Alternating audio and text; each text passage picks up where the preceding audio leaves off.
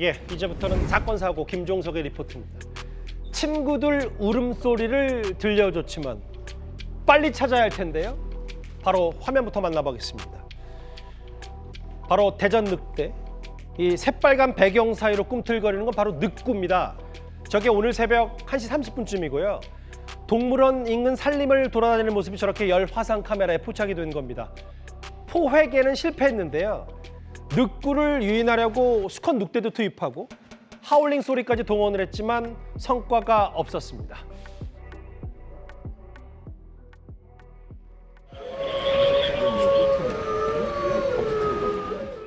방책선 맨 끝에 왔다 갔다 이런 게 새벽 2시까지 목격이 됐는데 그 위를 또 놓치고 그랬거든요. 프라시 비치면 눈빛이 팍 그래요. 예, 저 동물원 인근에서 늑구를 목격했다는 제보를 포함해서 많은 목소리들이 쏟아졌는데요. 그런데 당국에서는 거짓 제보를 자제해달라고 요청했습니다.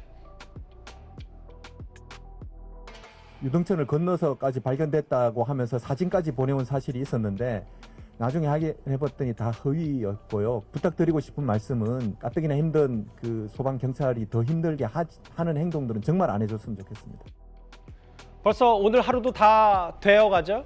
이틀째 행방이 묘연한 저 대전 늑대 늑구에 대한 우려의 목소리가 커지고 있습니다. 반려견 끌고 간 남성 개장수였다. 마찬가지로 대전을 한번 더 가보겠습니다. 예, 마당에 있던 개 한 마리가 남성이다고자 개 집으로 도망치는데요. 남성의 손에는 저 긴 줄이 들려 있습니다. 남성이 다시 밖으로 나갑니다. 이번에는 아예 올가미를 달린 막대를 두고 다시 들어옵니다. 개집 막대를 집어넣어 개목에 올가미를 쓰이고요. 힘으로 끌어내기 시작합니다. 개가 강하게 저항하는데도 계속 끌어내는데요. 결국 개가 저렇게 끌려 나옵니다. 저게 대전 한 주택에서 벌어진 일이고요. 이 남성은 개장수였고요. 알고 보니 이 개장수 집을 잘못 찾아온 걸로 드러났습니다. 남의 집 반려견을 무단으로 끌고 간 겁니다. 결국 개는 숨졌고요. 참 안타깝습니다. 경찰은 절도 혐의로 사건을 접수하고 동물보호법 위반 여부도 검토하고 있습니다. 다음 이어가 보겠습니다. 교차로 한복판, 황당주차. 오늘 하루 종일 온라인을 뜨겁게 달군 이 영상 바로 만나보겠습니다. 예, 회전교차로 한복판에 경차대가 서 있죠. 언뜻 보기엔 차량들이 쌩쌩 지나쳐서 일단 초보 운전자가 진입조차 못하는 것 같은데요. 그런데 자세히 보시면 차량 미동도 안 하고 있습니다.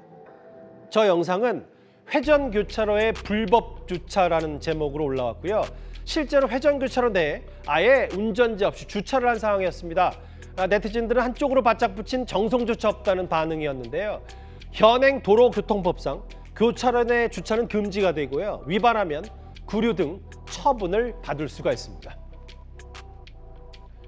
무개념 주차 사례들이 사실은 꽤 논란이 이어졌었죠. 지난달에는 주민들이 지나다니는 통로를 저렇게 가로막은 차량도 있었고요. 여러 사례들이 지금 함께 공부를 자아내고 있습니다. 마지막입니다. 한밤 역주행, 수습하다 참변, 바로 경인 고속도로로 가보겠습니다. 고속도로에 차량들이 빽빽히 서행을 하고 있습니다.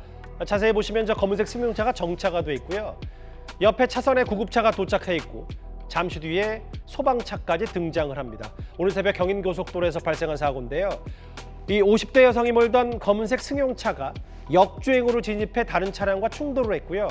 사고 직후 저 역주행 차량은 1차로에 멈춰섰습니다. 여성 운전자가 내려서 현장을 수습하던 중 뒤에서 오던 차량에 치이면서 결국 숨졌습니다. 이 경찰은 저 친운전자를 치사 혐의로 입건하고 사고 경위를 조사 중입니다. 지금까지 김종석의 리포터 사건 사고였습니다. 이번에는 심층 취재 추적입니다. 이 성범죄자 신상 공개 제도는요, 범죄를 예방하자는 취지일 겁니다. 그런데 막상 가보면 신고된 주소지에 살지 않는 경우가 적지 않고 경찰이 소재를 파악하지 못하는 사례도 있었습니다. 배준석 기자가 보도합니다. 정보가 맞다면 이 사람은 여기 살고 있어야 합니다. 아직 여기 사시는 지금 안 계시. 시간은 안 계시고 3시간 전에 달라는데요. 성범죄자 신상공개 정보에 등록한 주거지였지만 당사자는 이미 떠났고 잘못된 정보만 남았습니다. 경찰도 몰랐습니다. 점검 주기가 석 달이니 그 사이 사라지면 속수무책입니다. 공개된 주소 상에 있는 주소로 가봤는데 거주 안 하신 지 한 1년이 넘었더라고요. 확인해봐야 될 것 같은데요. 퇴진됐습니다. 이사하고 20일 이내 경찰서 와서 변경 신청을 해야 되는데 안 해가지고 방금 통화 우리 직원이 했고요. 이런 경우가 이 사람뿐일까요? 또 다른 성범죄자의 정보를 따라가 봅니다. 거기 사실까 해서요. 아, 여기 안 하시는데요? 잠깐 사신 거라서 일주일밖에 안 계셨었는데, 여기? 소재는 파악이 되셨나요? 아니요, 저희도 이제 나가봐야죠. 저희가 최종 대면에서 만났는데 귀찮다는 생각으로 한 것 같은데 앞으로는 옮길 때마다 정확하게 해달라고 얘기를 해놨습니다. 법이 정한 점검 주기가 있습니다. 경찰이 주기에 맞춰 실제 거주 여부 확인합니다. 그 사이 주소가 바뀌면 범죄자 본인이 자진 신고하라는 건데 여기서 구멍이 생기는 겁니다. 이 자료가 그 대표적인 구멍을 보여줄 겁니다. 202명.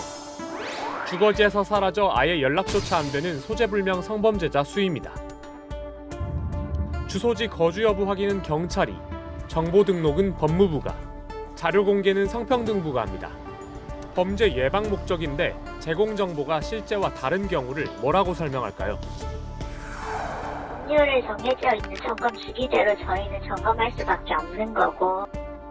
업무협의를 성평등부 경찰하고 하던데 돈 약속성 밑에 잘 안 풀리는 거. 저희는 공개부지하는 시스템이라서 주소지는 이제 경찰에서 거의 관할한다고 보시면. 지난해 말 신상공개 성범죄자가 중학생 2명을 살해했습니다. 등록된 주거지와 다른 곳에 살며 범행을 저질렀습니다. 정부는 신상공개 시스템 개선을 예고했습니다. 하지만 이 사각지대는 정말 개선된 걸까요? 여기 사는지 저기 사는지 어디 사는지도 모르는데 이게 불안해서 살겠냐 이거요. 심층 취재 추적 배준석입니다.